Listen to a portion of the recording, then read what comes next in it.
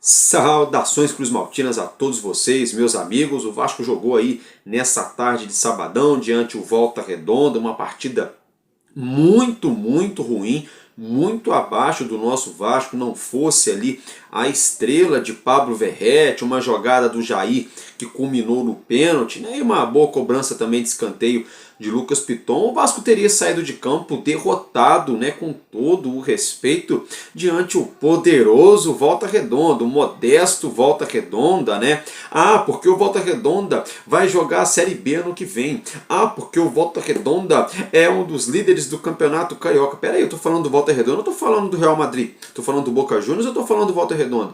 Eu tô falando, sabe como é? Então assim, olha o tamanho do Vasco, gente. Poxa, com todo respeito, sabe? A gente vai falar sobre a partida aí, né, sobre as estatísticas, as notas de cada jogador, né, o que aconteceu no primeiro, no segundo tempo.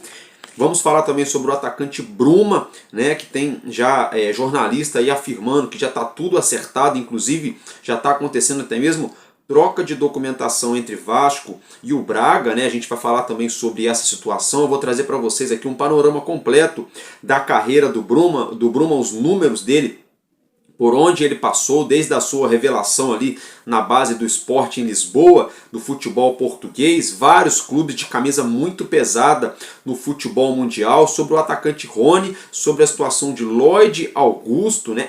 E parece que a situação envolvendo Vasco e Brian Rodrigues pode acabar tendo um desfecho aí, não sei, será, porque estão surgindo rumores aí de que o América do México teria, né, um interesse na contratação do atacante Wesley do Internacional. Será que uma coisa tem a ver com a outra ou não? Enfim, a gente vai falar sobre essas situações. Então, meus amigos, logo de cara, se inscreva, deixe o seu like, compartilhe o link do nosso vídeo e ative também o sininho das notificações, tá, meus amigos? Vem comigo, vamos embora que tá começando mais um Expresso News aqui no canal Vascaíno desde sempre.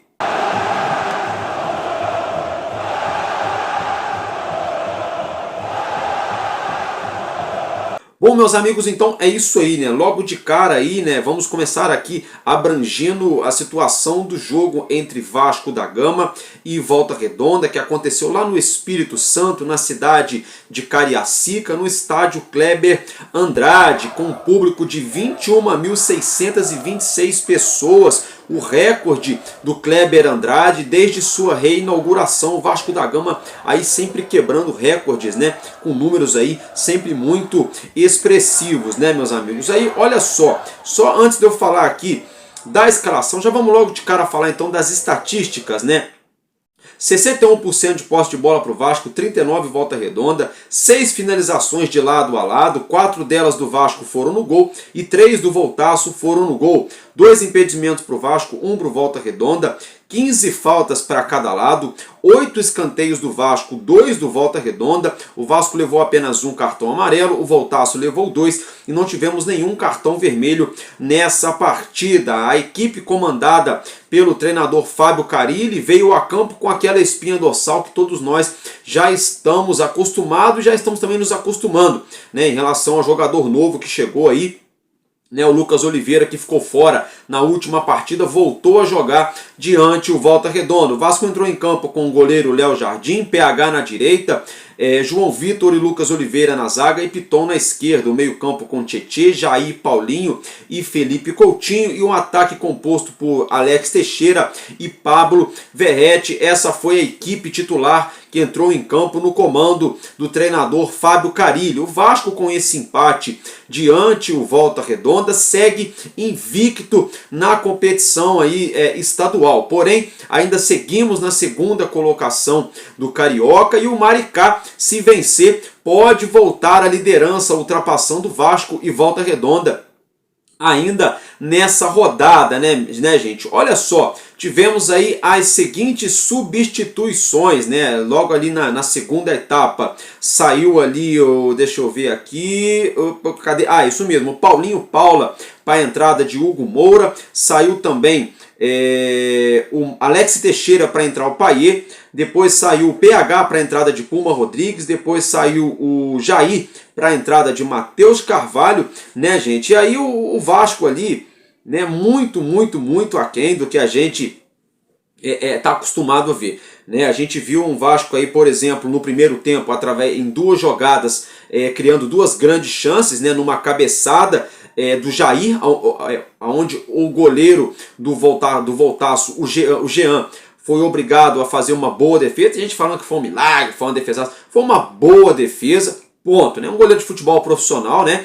Foi uma boa defesa do goleiro Jean, uma boa cabeçada também do Jair. Depois também em um chute, né, cruzado, o goleiro do Voltaço também fez outra boa defesa. O Vasco levou bastante perigo aí nessas duas jogadas ainda na primeira etapa. Não passou disso. Um primeiro tempo muito moroso. O Volta Redonda naquilo que a gente já esperava, né? Com aquela proposta de jogo, de esperar o Vasco marcando, saindo rápido, na transição rápida de contra-ataque, né? Ora com bola longa, ora ali com 3, 4 toques na bola, chegando na área do Vasco.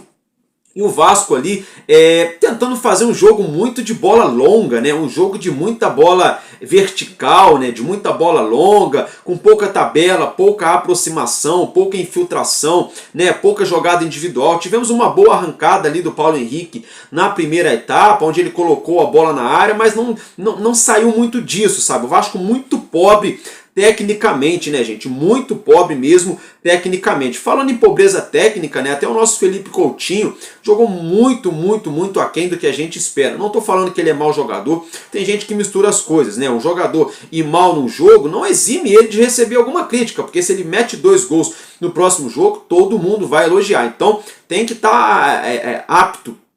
A gente tem que estar propenso aí a elogiar e também a fazer crítica. Faz parte do futebol, né? Tem gente que já não gosta. Eu sou justo, né? Quer dizer, não que eu sou justo aos meus olhos, mas eu tento ser justo, né? E eu acho que o Felipe Coutinho não fez uma boa partida. Cobrança de falta na barreira, né? Cobrança de falta ali para fora, totalmente ele sem nexo, nem batendo no gol, nem dando assistência, né? Escanteio mal batido, né? Perdendo muita bola, errando drible, errando passe. Faz parte, é do jogo, né? É do jogo, né?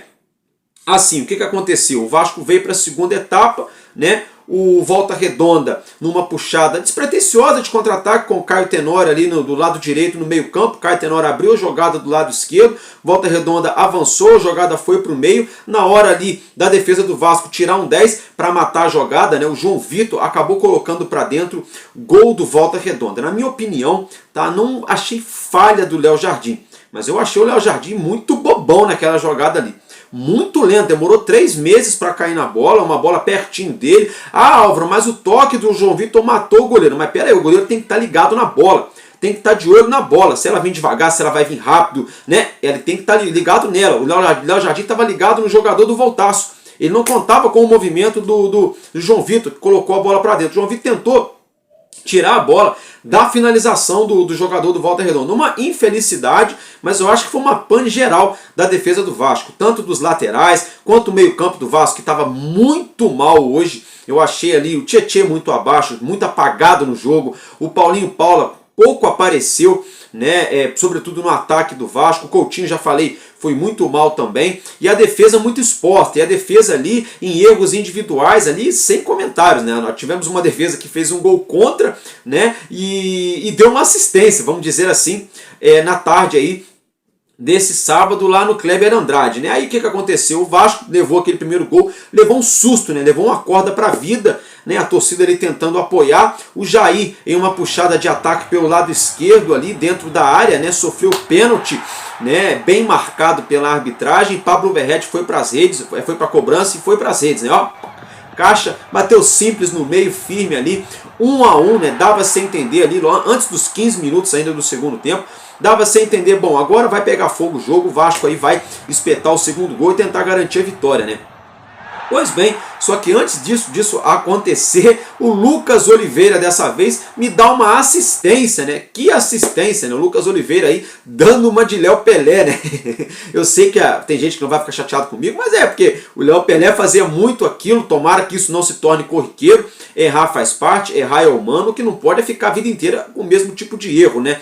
Lucas Oliveira acabou dando uma assistência invertida aí pro Volta Redonda. O Léo Jardim, gente, mais uma vez, eu não estou criticando o Léo Jardim, mas eu acho que o Léo Jardim hoje também teve uma tarde muito infeliz.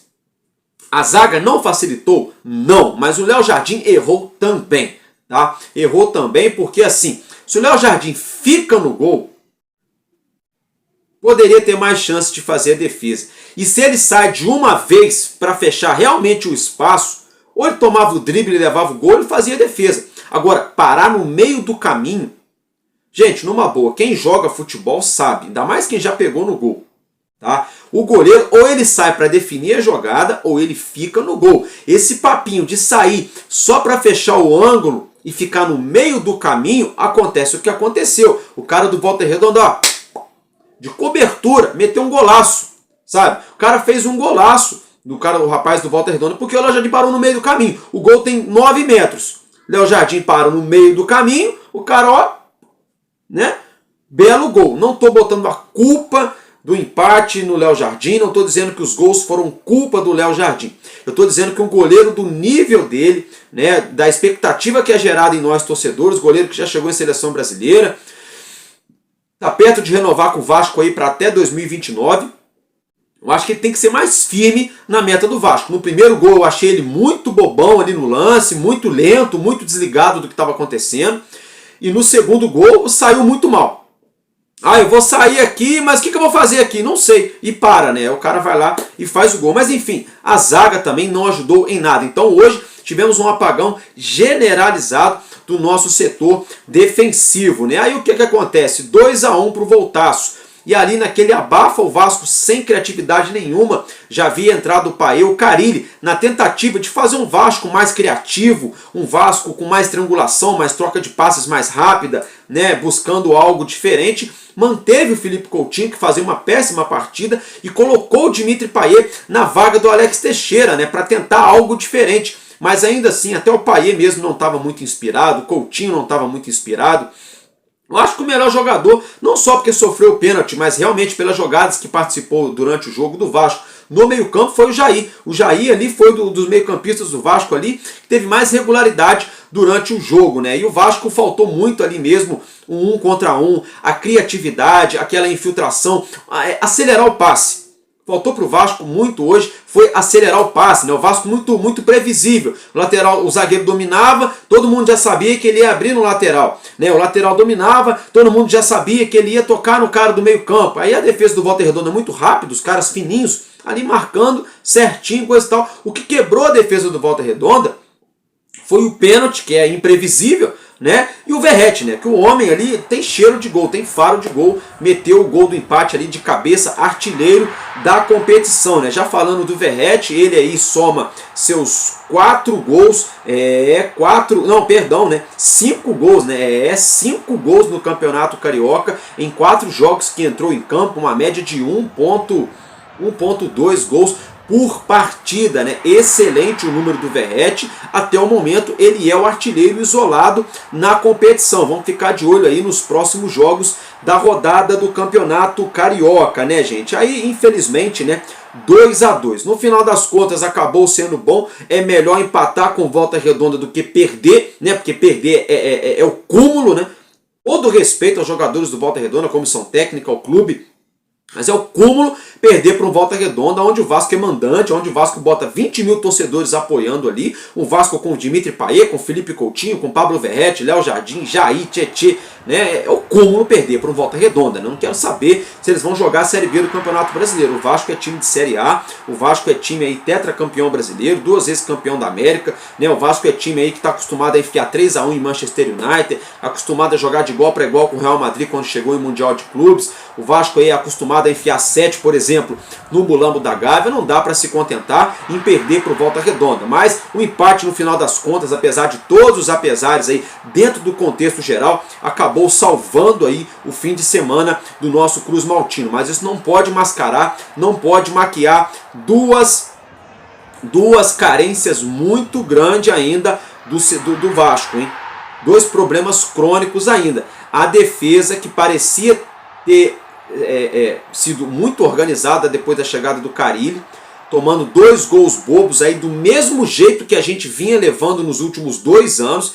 A defesa do Vasco fazendo da mesma forma, isso me assustou bastante. A gente tem que ficar de olho nisso. É claro, Maurício Lemos ainda não estreou, está fazendo um fortalecimento físico ali daqueles, porque ele quase não jogou ano passado, teve uma lesão. Então o Vasco está trabalhando muito bem o Maurício Lemos, para quando ele entrar, ele já entrar de vez nesse time aí. Tá? Mas agora, por outro lado, Maurício Lemos não vai jogar sozinho. Ele vai jogar ao lado ou de Lucas Oliveira, ou do João Vitor, ou do Lucas Freitas. João Vitor e Lucas Oliveira já falharam. Lucas Freitas ainda não.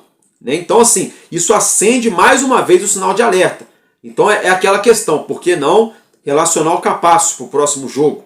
Pô, peraí. Se o João Vitor já vem falhando desde o ano passado, vem levando cartão, vem sendo expulso desde o ano passado, já deu um molezinho hoje. Ah, Álvaro, é uma infelicidade. É infelicidade, mas é erro, né, gente?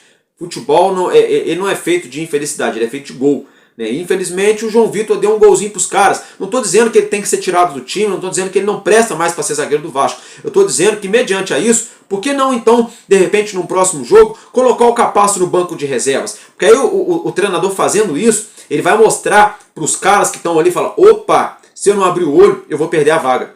Sabe como é? Tem que ter essa competitividade. E a outra carência é o ataque. Ficou evidente, né? Porque vamos lá, eu já vou chegar na questão do ataque. Porque vamos lá, o Léo Jardim para mim fez uma partida muito abaixo, tá? Na minha opinião. PH, mais ou menos. João Vitor, mal. Lucas Oliveira, mal. Tá? O Piton, mais ou menos. Tietê, mal. Jair, regular, fez uma partida ok. O Paulinho Paula, mais ou menos. O Coutinho, mal. O Alex Teixeira, péssimo. Tá? E o Verratti não tem o que falar, excelente, né? Apesar de todos os apesares, meteu 2 bolas para dentro das redes, né? Artilheiro da competição, salvando o Vasco de uma derrota vexatória diante do Volta Redonda. Aí já que eu falei do Verratti, vamos falar de ataque, né? Que é a segunda carência, né? Que eu fiquei devendo de falar para vocês aqui agora. Ficou evidente que o Vasco precisa de jogador para esse elenco, né, gente? Não dá para um treinador insistir o jogo inteiro com o Alex Teixeira no ataque, não tem condições, não tem condições. Aí quando o Carille coloca o Payet, eu pensei, agora ele vai espetar o Payet lá no ataque com o Verratti. Não, botou o Payet ali na linha do meio campo. Aí ficou uma coisa ali estranha. Payet e Coutinho no meio campo, ficou 6 e meia dúzia. Eu acho que o Payet deveria ter entrado do lado do Verratti, ter mudado a formação para um 4-4-2, o Payet jogando de atacante, sabe como é? Ah, Álvaro, mas ele não tem velocidade. Peraí. O Payet tem velocidade sim, ele só não aguenta jogar 90 minutos. Se bota o Payet para jogar ali, faltando 20 minutos, igual ele entrou, 25 igual ele entrou, duvido que ele não aguentava jogar ali de falso 9 ou de atacante pelo lado de campo com o Verratti. Sabe como é? Agora, o que não dá é para insistir no Alex Teixeira, para ficar insistindo naquele menino no Bruno Lopes. Sinceramente, não dá, né? Não dá, com todo respeito, não tem condições. O Maxwell, aquele menino Alegria, tem muito a mostrar ainda para poder ganhar a confiança da torcida do Vasco. Ou seja, o Adson lesionado, o David lesionado. Então ficou evidente, o Vasco precisa para ontem, trazer um atacante de calibre. Para ontem, porque hoje ficou muito escancarado que quando a nossa defesa não vai tão bem solidamente falando e o Verratti não marca, o Vasco não ganha. Ficou muito claro isso. Hoje 2 gols do Verratti, o Vasco empatou, né? Outro dia, 2 gols do Verratti, o Vasco goleou. Então assim, é muito evidente que sem o Verratti hoje o Vasco é muito pobre no ataque. E não dá para contar só com um cara, a gente vai contar com o Verratti para tudo o ano inteiro. Fica difícil, a gente precisa ter mais jogadores de ataque, porque nem todo dia o Verratti vai estar ali com aquele dia iluminado, sabe? 2 toques, 2 gols, nem sempre ele vai estar. Vai ter um dia que ele vai estar mal, vai ter um dia que ele pode perder gol debaixo da trave, vai ter dia que ele pode levar cartão amarelo, que ele pode acabar sendo expulso, vai ter dia que ele pode sentir e sair do gramado, de repente só voltar no outro jogo, sabe como é? E a gente vai viver do quê? De chutão, de bomba meu boi pra frente e de... Vamos rezar aqui no ufa-ufa para a zaga segurar, para o Payet ou para o Coutinho, para alguém achar um golzinho lá? Não podemos. A gente está falando do Vasco da Gama, de um time aí muito histórico, né? Um time que alveja coisas grandes. E para alvejar coisas grandes, a gente precisa de um elenco forte. Falando de elenco forte, já mudando de assunto, virando a chavinha aqui, é o seguinte. Segundo o jornalista Lucas Pedrosa, afirmou, o Vasco já estaria acertado já com o atacante Bruma e também com o Braga. Já estariam até mesmo na fase de troca de documentações para assinatura de contrato, tá, gente? Isso mesmo, então, segundo o Lucas Pedrosa, Bruma vai jogar no Vasco da Gama, meus queridos, isso mesmo. Bruma, ele é um atacante português, naturalizado, né? No caso, ele é naturalizado português, tem 30 anos. 1,73 m de estatura, joga com ponta direita, ponta esquerda e meia atacante, avaliado no Transfer Market por 8 milhões de euros. O contrato dele com o Braga até junho de 2027, tá? Isso mesmo, ele tinha mais 2 anos, 1 ano e meio de contrato praticamente com os portugueses, tá? Olha só, o Vasco estaria então acertando a compra do jogador em definitivo aí de 30 anos, que tem muita qualidade. Como eu já mencionei, joga pelo lado direito, joga pelo lado esquerdo, tem um ótimo 1 contra 1, finaliza bem de dentro e de fora da área, tem visão de jogo, tem pulmão para correr, né, para fazer o box to box. Eu acho, na minha humilde opinião, uma excelente contratação. Um jogador mais pronto do que o Brian Rodrigues. O Brian Rodrigues é muito promissor. Qualidade, seleção e coisa e tal. O Bruma também é seleção. Seleção de Portugal. Todas as categorias de base da seleção portuguesa, né, jogos pela seleção principal, já anotou 2 gols com a seleção de Portugal. Eu acho que o Bruma é um nome excelente para o ataque do Vasco da Gama. Ah, o Álvaro, mas aonde ele jogou? Então bora lá, vamos acompanhar aqui. Ó. Ele foi revelado na base do Sporting Lisboa de Portugal. Tá? Na base foram 25 jogos, 6 gols e 2 assistências. Uma média de 3 jogos para participar de um gol na base do Sporting. No profissional foram 13 jogos, 1 gol e 4 assistências. Né? Uma média aí de 2,5 mais ou menos jogos para participar de um gol no profissional do Sporting. No Galatasaray ele jogou 85 jogos, anotou 15 gols e 21 assistências, mas menos de 3 gols,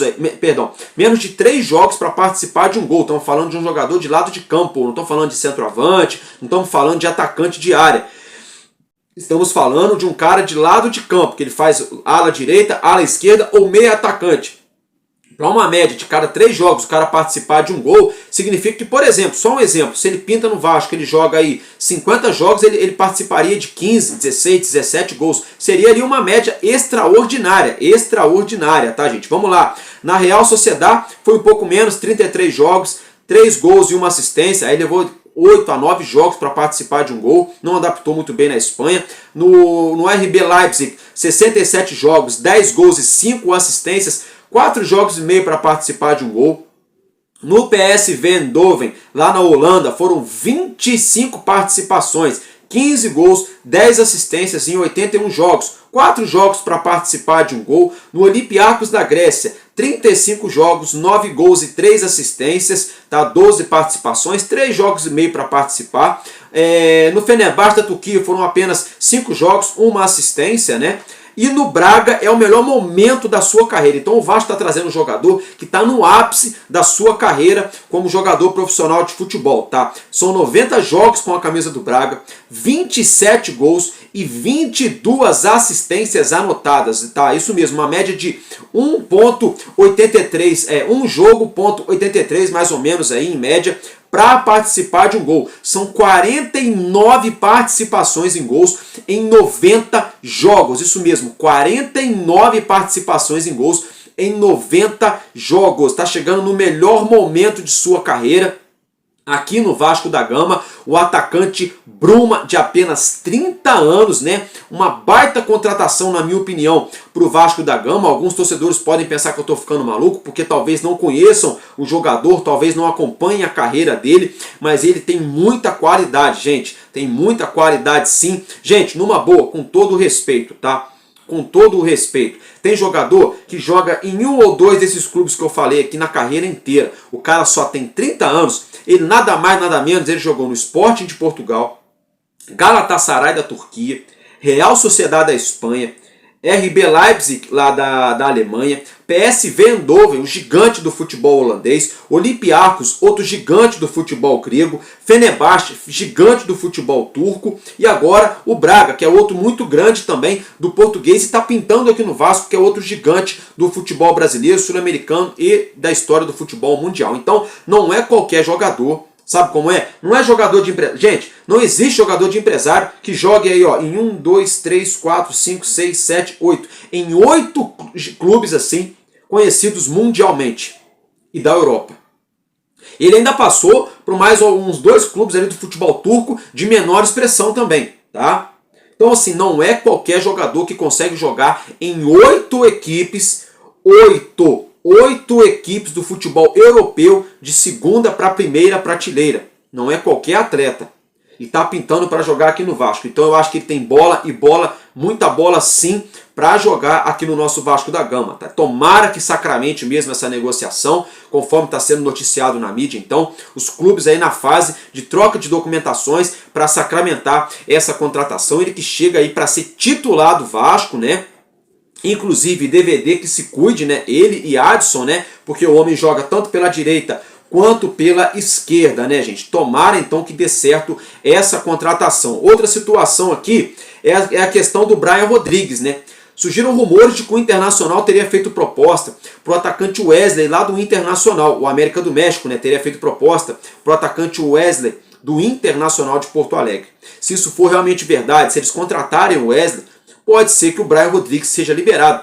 Uma coisa pode ter a ver com a outra em relação a Brian Rodrigues e Vasco, ou pode não ter nada a ver com a outra. Pode ser apenas mesmo a América do México já se precavendo para ter um elenco mais robusto, né, para disputar competições que estão por vir e até mesmo para um futuro próximo, que eles já perceberam que o Brian Rodrigues quer deixar o clube, então eles já podem estar querendo trazer outro jogador para a posição, já para poder já ir se adaptando, né, para quando o Brian deixar o clube, já está ali, já piscando farol, pedindo passagem, ou até mesmo já tomar a vaga aí, enfim, não sei se é verdade. Ou pode ser mesmo um movimento aí de quem acabou sendo convencido pelo Vasco da Gama a liberar o Brian e já está indo atrás do Wesley. Não sabemos, vamos ter que aguardar. Eu não vou fazer lacração, não vou enganar você, torcedor do Vasco, não vou trazer nada para ludibriar vocês aqui, porque a gente trabalha com informação e com a verdade, tá, gente? Outra situação é de que o Vasco não teria descartado também a possibilidade de contratar o atacante Rony, pertencente ao Palmeiras, e o Lloyd Augusto, que está jogando lá no Alanyaspor, né, da Turquia. Não sei, né? O Lloyd Augusto seria para compor elenco ali, para brigar por vaga junto com o Adson, né? E até com o próprio Ryan. E o Rony, né? O Rony já poderia chegar para jogar, por exemplo, como dupla de ataque do lado do Pablo Verratti, ou até mesmo para jogar ali junto com, meu Deus, seria top, hein? Já pensou, gente? Vasco com Verratti, Bruma e Rony? Meu Deus! Aí olha para o banco, tem o David e ainda tem o Adson.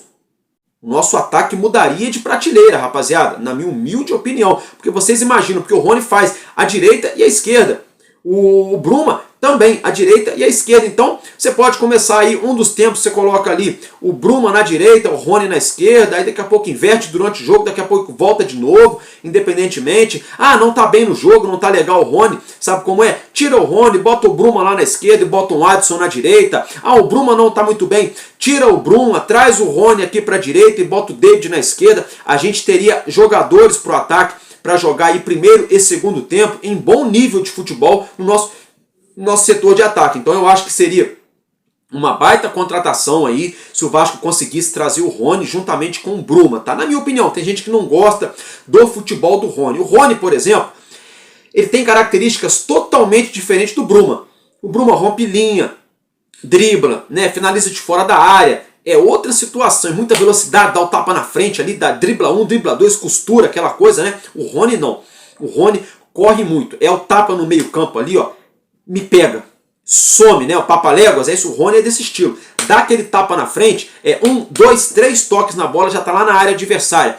Ou para fazer o facão invertido, ou para colocar a bola na área para o nosso centroavante fazer o gol, ou para quem chega ali pela direita fazer o gol, né? Ou ele mesmo finaliza. O Rony é esse estilo. E aquele jogador também que vem um contra-ataque ali, por exemplo, um contra-ataque puxado ali do lado direito do Vasco e o Rony vai acompanhando a jogada. O Verratti vai puxando a marcação pelo meio, só um exemplo, tá? Só um exemplo, se o Adson estivesse jogando, o Adson puxa o contra-ataque pelo lado direito no comando de ataque do Vasco.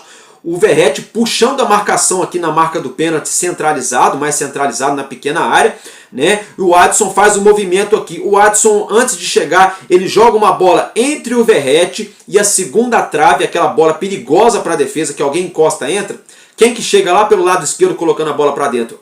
O Rony, ele tem muito dessa movimentação. Ele faz muito esse movimento, tanto pelo lado direito quanto pelo lado esquerdo. Aquele cara que chega fechando sempre na segunda trave para finalizar como elemento surpresa nas costas da defesa. Então eu acho que o Vasco, se conseguisse amarrar a contratação do Bruma e do Rony, a gente teria um ataque aí de outro nível, tá, gente? Mas vamos ter que aguardar ainda, é claro, o desfecho dessas situações no mercado da bola. Agora, antes da gente estar finalizando aqui, eu quero desejar meus parabéns, né? Happy birthday to you, é isso mesmo, para o nosso Maxime Domingues, né? O nosso suíço barra português, né? O Maxime Domingues está completando no dia de hoje 29 anos, né, de vida, né? O Vasco também parabenizou o jogador na sua rede social. Então, parabéns, Maxime, que Deus continue te abençoando. Tamo junto, muita saúde, muita felicidade e que tudo dê muito certo para você dentro das 4 linhas, é claro, porque uma vez dando certo para você nas 4 linhas, vai dar certo também para o nosso gigante da colina. Meus amigos, então é isso que eu tinha para trazer para vocês nessa noite de sabadão. Tô ficando por aqui, a gente se vê amanhã nesse domingão para falar mais um pouco do nosso Vascão. Valeu, galera? Tamo junto, porque enquanto houver um coração infantil, nosso Vasco da Gama será imortal. Vascaíno desde sempre. Valeu e Vasco!